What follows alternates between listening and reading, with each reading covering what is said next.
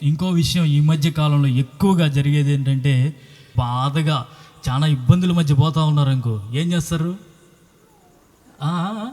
WhatsApp status వెంటనే ఆ ఏడ్చేది ఒకటి ఉంటుంది, అది ఇటు రౌండ్గా ఉండి వాడి కళ్ళలోంచి నీళ్ళు వస్తాయి, 2 చుక్కలు అటు ఇటు, అది పెట్టి పడేది. ఎందుకు?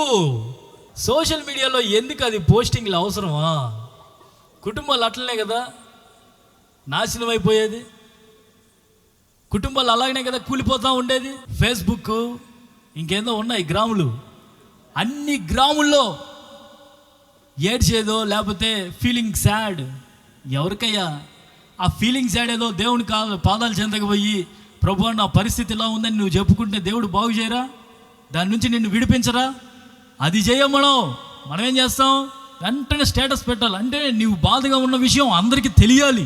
కుటుంబ గుట్టును దానిని విస్తారమైన నీ కాంటాక్ట్స్ అందరికీ తెలియపరచుకోవడం వల్ల ఎంత నష్టం, అది ఎంత బాధ ఉన్నా దిగమింగుకొని ప్రభు పాదాలు చెంత మోకరించి నువ్వు ఎన్ని సమస్యలు గుండా నువ్వు వెళ్తున్నా కన్నీరు కార్చి ప్రార్థించడం నేర్చుకో.